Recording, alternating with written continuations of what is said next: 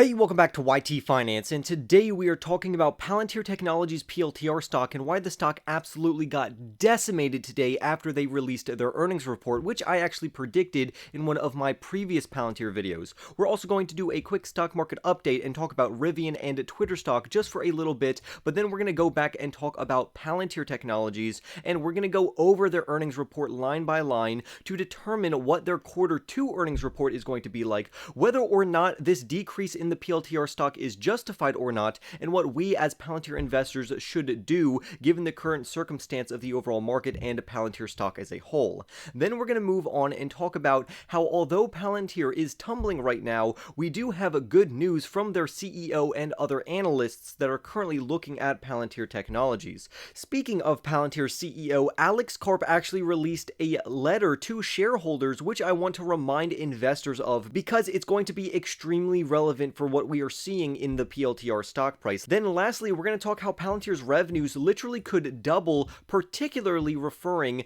to their commercial clients and their commercial business segment, which I also talked about in a previous video, and now we are actually going to see that happen from the mouth of the CEO himself. So for more Palantir news updates, remember to go and smash that like button right now and comment your thoughts down below about the PLTR stock absolutely crashing. Subscribe if you are new, and without further ado, let's jump right into today's stories. So the PLTR stock currently is trading for around $7.40. However, the most bullish high-end price prediction for the company for the next 12 months still currently sits at around $25. However, analysts could end up pushing this down and reevaluating their current PLTR stock price targets. Also, this CNBC article says that the current stock price has dropped by around 15%. Actually, it's more around 20% because the company is still falling at the time of this video. So if you didn't know, Palantir Technologies is a big data and analytics company that serves both commercial clients as well as government enterprises. And because they recently released their Q1 earnings report, the PLTR stock price has absolutely plummeted, which we will talk about later in this video. But just to give you a taste of what we are going to be talking about, basically on a non-GAAP basis, Palantir reported profits of 2 cents per share. However, they were projected to bring in around 4 cents per share. Also, their revenue was higher than expected. However, their government business actually had a decline in their overall revenue growth, which I said will continue to happen as their commercial clientele continues to increase and they start getting more revenues from their commercial segment. I've said that multiple times, so at least people who watch this channel should not be surprised by that. I also want to quickly touch on Rivian and Twitter, which are also very important because I've talked about both of these companies in the past.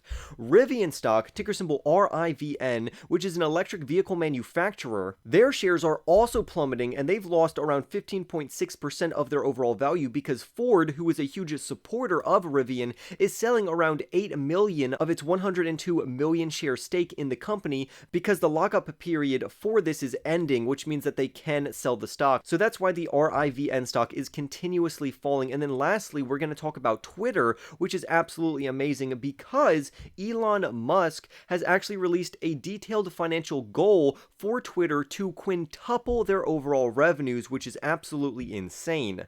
He plans to do this by 2028 because he's going to cut Twitter's reliance on their advertising revenues, and he wants to grow the company to around 931 million users by 2028. And this is also phenomenal because Elon Musk really is pushing the free speech agenda on Twitter, which we will actually talk about later when we talk about Alex Karp's letter to their shareholders regarding Palantir Technologies. So now let's focus more on Palantir Technologies to determine what actually happened and if this stock price decrease in Palantir Technologies is actually justified. So let's start off with their revenues. So for Q1 of 2022, Palantir Technologies grew their revenue by around 31% to around $446 million, and this is very good. Ideally, we would want to continuously see Palantir deliver revenue increases year over year of over 30%, so clearly they beat that by around 1%, so they had a revenues beat, which I predicted in the last video. Literally, for the past couple of quarters, Palantir 100% of the time has beaten their revenue guidance, and I said that would literally happen in the last Palantir video, and clearly we see that happened, so good on us. I also mentioned how they're going to continuously ramp up their commercial revenue, which grew by around 54% year over year, which again we predicted in a past video, so that's another check for Palantir Technologies because because this is overall really good news. Specifically, their US commercial revenue grew by around 136% year over year, which is extremely impressive. However, investors are emphasizing the fact that their government revenue only grew by around 16% year over year, which is poor. This does mean that their government side is declining, but like I said in previous videos, their commercial revenues are going to overtake their government revenues eventually, which will be the thing I believe that takes the company profitable in the long term. More good news is that their customer count grew by around 86% year over year, which is another checkmark. Clearly, the checkmarks either means that the company beat on this particular estimate or that it's just good news in general. An X next to it means that they underdelivered on that particular segment, or if you see a dash, it means it's neither good nor bad, it's just decent. Their cash from operations of $35 million, representing an 8% margin, is decent, and their adjusted free cash flow of $30 million, which represents a 7% margin, is also pretty decent. However, on a GAAP basis, they did have a diluted share loss of around 5 cents per share,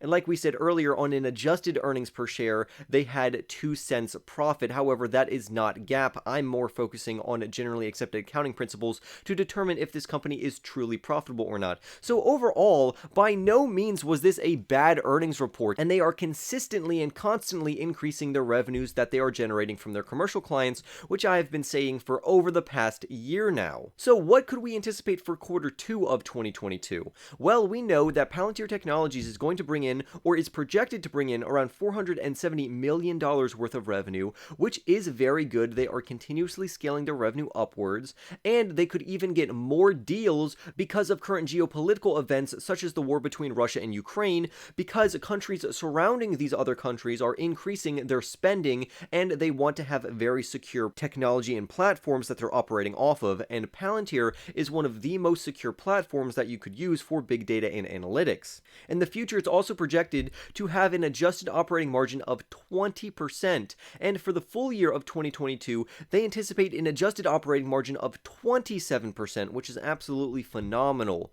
More good news is that management is standing by their projection of a 30% CAGR, or compounding annual growth rate, referring to their revenues from now until 2025. So clearly their revenues are going to continue to scale. So overall, this is still good news, and I would say this drop in the PLTR stock price is completely unjustified. But since it has dropped, this is not only going to make their ratios and their accounting ratios much more appealing to investors, it also makes the company a better buy in general. So if you are holding this company for the long term, or you haven't already invested into this company, this is going to be a fantastic opportunity for you to do so. However, on the other hand, if you are already overexposed to this company, you just got hit very hard. And like we said in the last video, I came out with a video that said that Palantir Technologies is doomed after their approaching earnings report. If you don't believe me, go back, watch that video, or at least look at the thumbnail and read the title. So if you are following this channel, this should not be a surprise to you. However, overall, it's a huge overreaction in the market. Now, Palantir clearly is more fairly valued right now because the Palantir stock price is falling, but if you overallocated more than 5% of your portfolio when the company was trading at over $20 per share,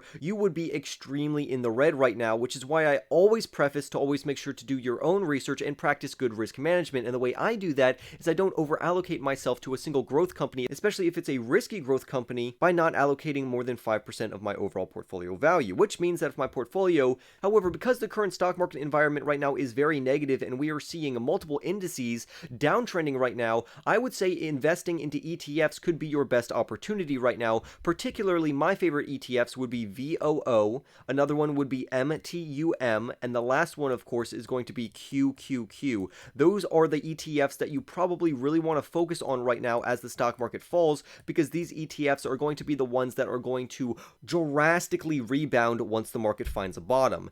I also want to say that analysts are currently predicting their second quarter revenues to come in at around $483.9 million, which is actually more than management's $470 million revenue prediction. And Palantir's COO, or Chief Operating Officer, said the war in Ukraine actually has had no incremental impact on their first quarter revenues. On the other hand, an RBC Capitalist analyst said that not getting immediate government business from the war and the conflict between Russia and Ukraine is not a good sign for the company right now. But nonetheless, overall, the overall earnings report was no way very negative, and this drop in price is completely unjustified, and again, it's due to macroeconomic factors, nothing is necessarily wrong within the company itself. Now, with that being said, I do want to highlight a few things that the CEO, who is Alex Karp, said to Palantir shareholders in a letter to shareholders. And he's basically saying that Palantir is reaching an inflection point, and that's exactly what we want to see. And he's also saying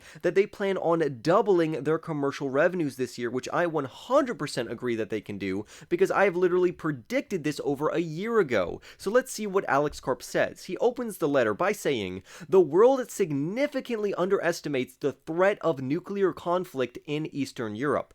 The understandable desire to intervene must be targeted and strategic, balanced against the risk of further escalation." So clearly he's talking about the conflict between Russia and Ukraine, and he added that bad times are actually good for Palantir Technologies, which you should have actually heard that quote before because Alex Karp has said that a few times. Alex Karp is also concerned that the genuine discourse, or the agreeing to disagree, or even the exchanging of ideas is under attack in America due to lack of free speech. He goes on to say that many technology companies are focusing on the metaverse right now, but this is not going to protect the country. Just listen to this. This article quotes, and it says that Karp took issue with Silicon Valley focusing on the metaverse, which he said was a distraction from the very real conflicts that we collectively face. He goes on to say that such escapism is of no interest to us. We at Palantir do not operate in the metaverse. There are enough challenges to address in this one. The CEO also remains very optimistic that Palantir Technologies and their PLTR stock will rebound in this year, which is absolutely phenomenal news. And he says that Palantir is set to double for the third year in a row their commercial revenues. And he says that alone their commercial revenues for the year could bring in around $400 million, which is extremely impressive, and they are rapidly growing their commercial segment. However, on their federal government side, they have landed deals with the Centers for Disease Control and Prevention, as well as the Department of Health and Human Services. Lastly, Alex Karp says that this is our moment. Our business is a rare amalgam from an investing perspective that blends aspects of both value and growth. So he's calling Palantir Technologies a value and growth company. Due to the stock falling so much in price, this company is now an extreme value, and it's also a fantastic growth stock. But he goes on, he says, "We combined the resilience of the defense industrial sector with the growth of a software company," and he is 100% exactly right in that particular statement, which is why multiple investors and analysts, including myself, really like and enjoy Palantir Technologies for a long-term hold.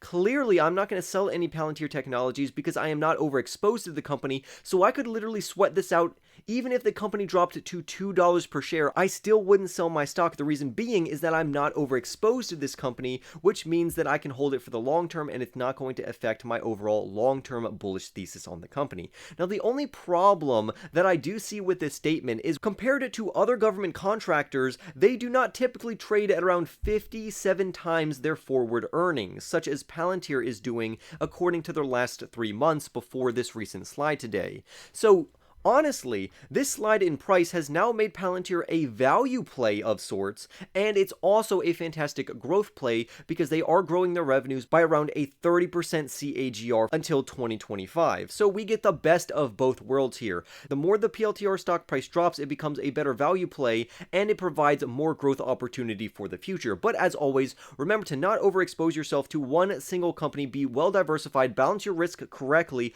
always make sure to do your own research. Remember to go and smash that like button right now, comment your thoughts down below, subscribe if you are new, and I will see you in the next YT video.